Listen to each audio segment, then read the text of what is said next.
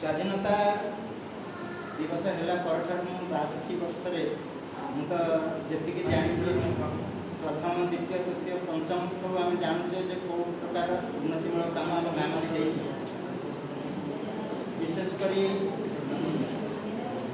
मु शिक्षा टी आरंभ करी माँ मैंने शुणु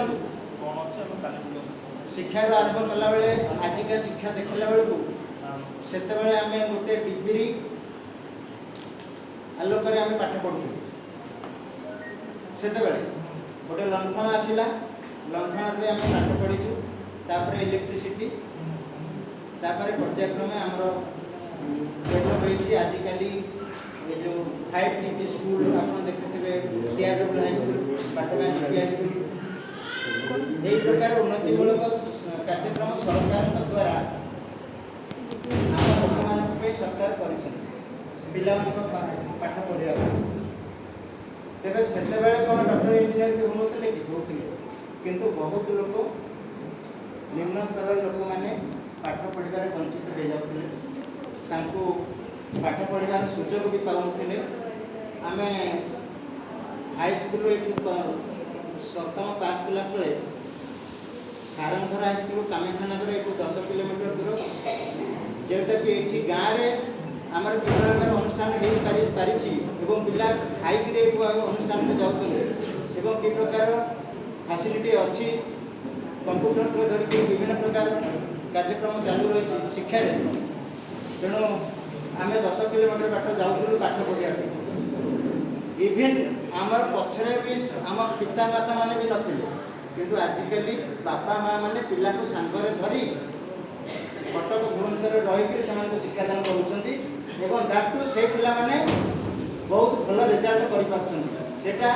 केवल सबुठे मु कहे इंग्लिश रे टर्म अच्छी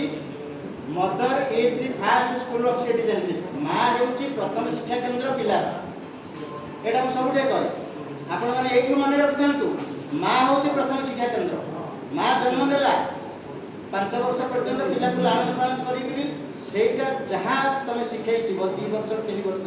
से पिला तुमको अनुकरण से जहाँ तुम खराब काम कर खराब काम शिखी भल कथा कहले पिलाटा स्कूल को एडमिशन कला पाठ पढ़ला ये सब कथा यहाँ शिक्षा कथा कहली से आम केमी पढ़ुलू आजिकल केमी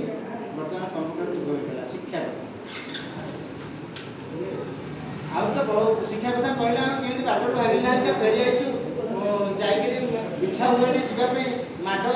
गोईठा खाई पुणी बाटर फेरी आसू घर टी कहला नहीं आटे असुविधा है फेरी आस बहुत कथा तेज स्वास्थ्य कथा देखा गले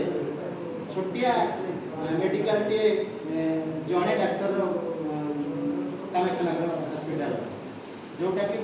लोक मैंने भी ये आदिवासी लोक डोलार बहाई राजा डोलार बहाई से जाते माने दीज धरिक मझे गोटे डोला कर लोक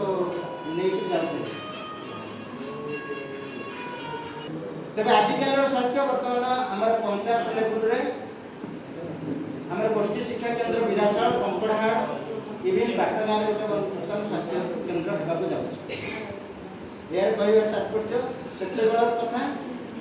आज 77 वर्ष पदार्पण कर तेणु उन्नति निश्चित हो सब सरकार योजना आमरी हो तेणु आमे मैंने सब सचेतन रहा दरकार कृषि उपर कहवा गले से बस गोटे कला कदम धान बान बाटी चाष हो किंतु आम ऋण कर लोन कर धान पाऊन पुणी धार कर आज से बिल से आम बर्तमान 1 लाख टका धान बिक्री हो धान बढ़ या कहीं हो जुग बर्तमान हाइब्रिड धान बर्तमान केमी कराऊँगी उन्नत धरण प्रणाली धान चाष हो धान पाऊन से बिल पड़ी बर्तमान 1.5 लाख टका धान आम बिक्री कर पुणी कहीं हो वैज्ञानिक पद्धति चाषबास सब हो तेणु यही चाष कथा प्रत्येक कथा देखा गले सरकार योजना बड़ा महत्वपूर्ण पिलामानकर भूमिका पिलामानक आम केमती शिक्षा देवा आजिका डेट्रे ସେତେବେଳେ ମା ବାପାଙ୍କର ଭୂମିକା କିଛି ନଥିଲା। ହଁ, ପିଲା ଜନ୍ମ କରିଦେଉଥିଲେ, ଛାଡ଼ି ଦେଉଥିଲେ, ସରକାର ମଧ୍ୟରେ କଲେ ଆମେ ଦୁଇ ଆମର ଦୁଇ ପିଲା। ଆଜିକାଲି ସମସ୍ତେ ସଚେତନ ହେଇଗଲେ ଯେ ଆମର ଗୋଟିଏ ପିଲା।